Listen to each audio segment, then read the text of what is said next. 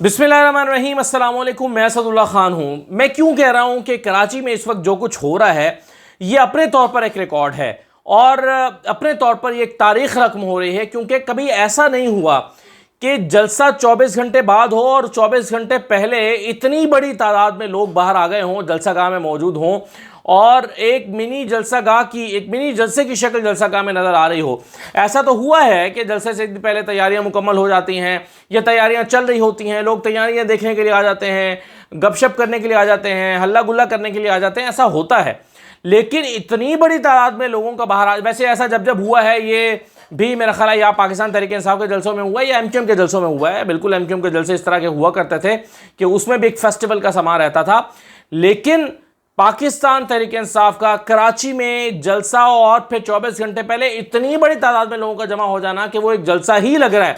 ऐसा लग रहा है कि ये जलसे से 2-3 घंटे पहले के विजुअल्स हैं, यानी एक मिनी जलसा मालूम होता है। तो मेरा ख्याल है ये कराची वालों की एक्साइटमेंट को शो करता है, कमिटमेंट को शो करता है इमरान खान के साथ, उनके नारे पर लब्बैक कहने को शो करता है।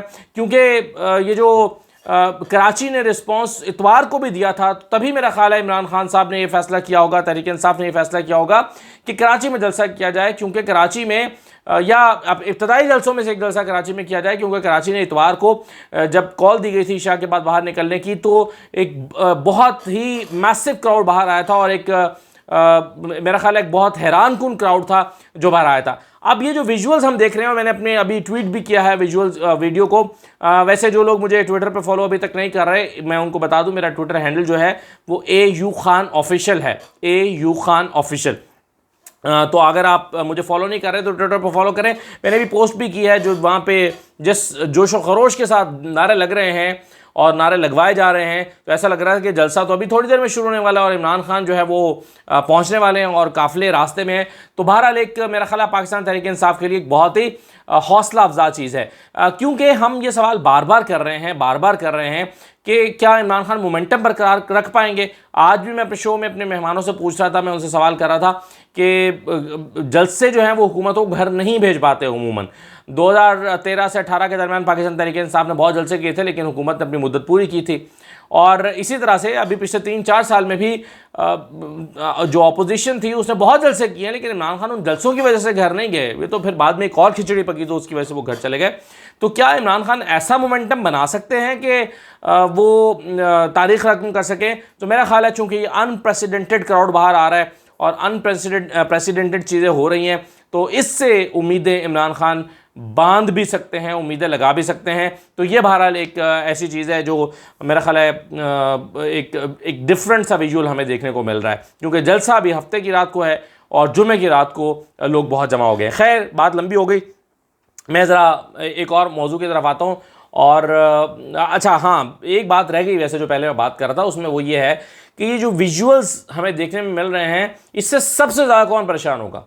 मतलब शहबाज शरीफ भी थोड़ा परेशान होंगे, पीपल्स पार्टी भी होगी, लेकिन सबसे ज़्यादा परेशान इस वक्त एमक्यूएम होगी, क्योंकि कराची की तारीख के बड़े जलसे एमक्यूएम ने किए हुए हैं। वो समझते हैं कि कराची का क्राउड हमारे साथ है, कराची के यूथ हमारे साथ है, कराची का मिडिल क्लास का आदमी हमारे साथ है। लेकिन अब मिडिल क्लास, यूथ, पढ़ा लिखा तबका, वो तमाम लोग इस वक्त ये बड़ी तादाद में लोग पाकिस्तान तहरीक इंसाफ के साथ खड़े हैं।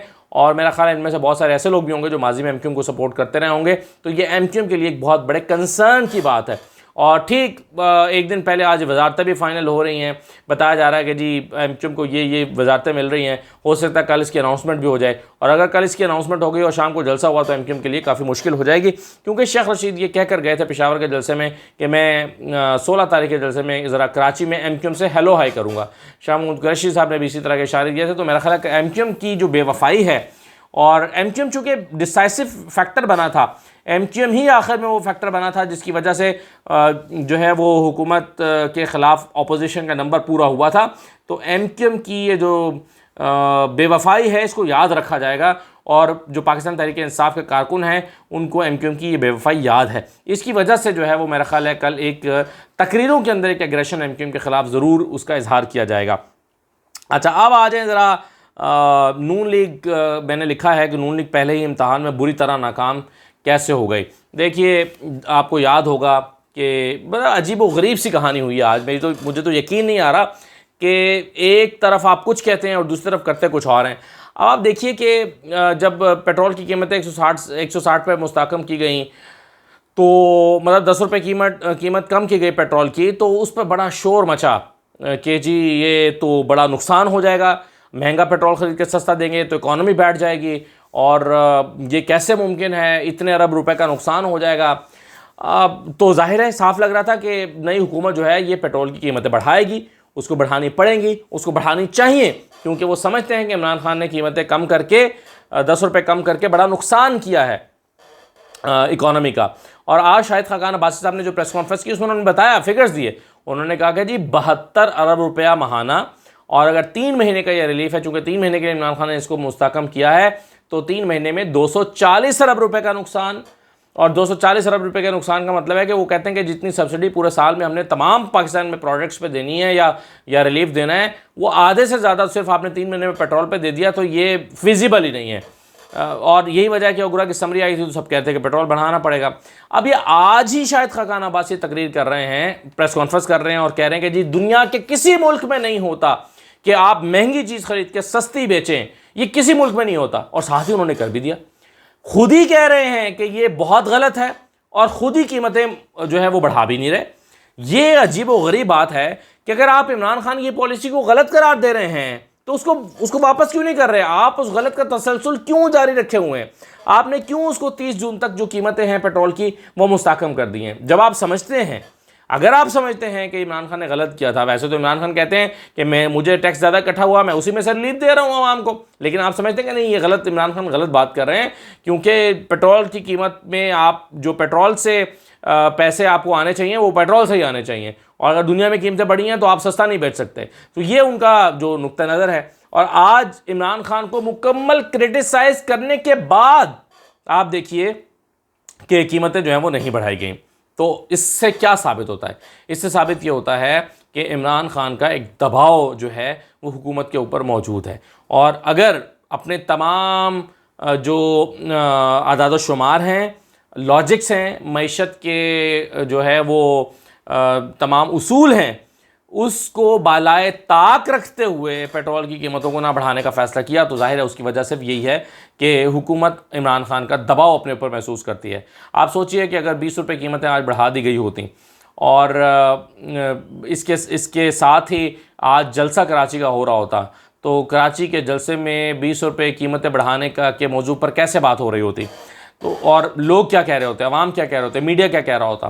तो कहने की बात यह है कि एक तरफ आप जो है वो चाहते हैं कि कीमतें बढ़ाएं, और चाहते हुए भी नहीं बढ़ा पा रहे, तो इसका मतलब है कि आप इमरान खान का और उनके बयानिए का, उनके नैरेटिव का दबाव कबूल कर रहे हैं। तो ये परेशानी जो है ये साफ दिखाई देती है। इसके साथ साथ आखिरी चीज़ जो मैं डिस्कस करना चाहता हूँ वो ये है कि इफ्तारियों का सिलसिला ज़ोरों शोर से जारी है, बेरहमी के साथ इफ्तारियाँ हो रही हैं।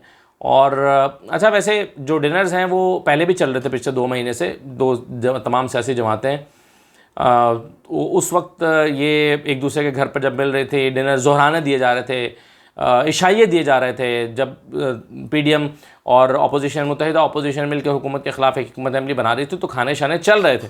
लेकिन उस वक्त वो जो भी मेज़बान होता था वो अपनी जेब से उसका ख़र्चा अदा करता था।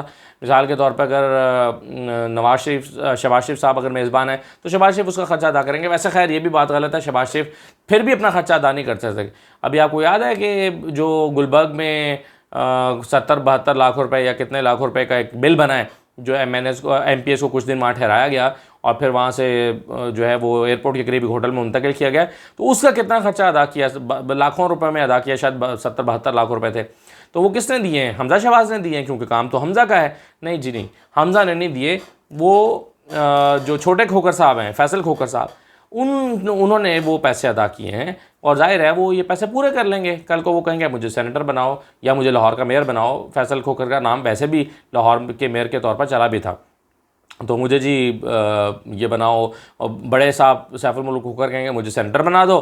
पिछली मरतबा भी उन्होंने ख्वाहिश का इज़हार किया था, लेकिन सीटें उनके पास कम थी। इस मरतबा उनकी ख्वाहिश होगी कि वो भी सेनेटर बन जाएँ। छोटे साहब जो हैं, तो ये पैसे जो वो खर्च कर रहे हैं वो इन्वेस्टमेंट होती है, वो पैसे ज़ाया नहीं होते। तो खैर चलें, बात कुछ और थी। बात ये हो रही थी कि जब आप डिनर्स दे रहे थे या लंच करवा रहे थे तो उसका ख़र्चा आप खुद से अदा करते थे, लेकिन अब चूंकि आपका एहसान है कि आप हुकूमत में आ गए हैं, तो अब जो आप डिनर करेंगे वो आप अपने पैसे से नहीं करेंगे। आप पैसे क्यों ज़ाया करेंगे आप? यानी अरबों करोड़ों अरबों रुपए के मालिक होने के बावजूद भी आपस में बैठ के डिनर कर रहे हैं। अभी आपने जो तस्वीरें देखी हैं जिसमें अपोजिशन की तमाम जमातों के लोग जो हैं वो बैठ कर डिनर कर रहे हैं और बड़ा लग्जरी सा डिनर हो रहा है और स्टाफ आगे पीछे खड़ा है, नौकर चाकर मुलाजिम खड़े हैं और जनाब ये इफ्तारियाँ जो हैं वो ज़ोरों शोर से जारी हैं। और लेकिन चूंकि अब आप हुकूमत में आ चुके हैं, चूंकि अब आप ख़जाने के मालिक हैं, चूंकि ये अब आप जब जहाँ चाहें खर्च कर सकते हैं, तो अब आपके पास इन इफ्तारियों के लिए खुला रुपया मौजूद है। मैं कहता हूँ जी चलें जी, थोड़े पैसे लगे होंगे जी, 5 लाख रुपये लग गया होगा, नहीं लगा होगा 74 लाख रुपये, 78 लाख रुपया, 5-10 लाख रुपये लगा, इतना तो खैर लगा ही होगा। मैं कहता हूँ जी सिर्फ इतना भी लगा है, लेकिन गरीब कौम के 5-10 लाख रुपए भी आप अपने खानों पे क्यों उड़ा रहे हैं? वो कायदे आज़म ने कहा था कि कायदे आज़म से कहा कि जी इजलास है तो क्या बना लें, तो क्यों खाने में क्या बनाया जाए? तो कायदे आज़म ने कहा था कि क्या ये लोग अपने घर से खाना खा के नहीं आएंगे, क्या इनके घर में इनको खाना नहीं मिलेगा? और इमरान खान के दौरे हुकूमत में हमने देखा है कि एक ग्रीन टी का कप, वो भी मुश्किल से, मैंने कल इस पे बात कर दी, मैं दोहराना नहीं चाहता, लेकिन बहरहाल अब इफ्तारियाँ जो हैं वो ज़ोरों शोर से जारी हैं। अब मेरा ख़्याल है जो एक इफ्तारियों के लिए भी एक मुहिम चलानी पड़ेगी कि खुदारा ये इफ्तारियाँ बंद करें। सोशल मीडिया पर एक मुहिम चलेगी, कोई हैशटैग क्रिएट करें अच्छा सा और तवज्जो दिलाएँ गरीब कौम के अमीर लीडर्स की कि जनाब ये प्लीज़ आप अपने ख़र्चे पर इफ्तारियाँ करें, कौम के ख़र्चे पर इफ्तारियाँ ना करें। तो ये एक मुहिम चलाएँ तो फिर शायद एक दबाव इस पे भी बनेगा और ये इफ्तारियों का सिलसिला रुकेगा, क्योंकि गरीब कौम के पैसे ऐसे नहीं उड़ाए जा सकते। इजाज़त दीजिए, अल्लाह हाफ़िज़।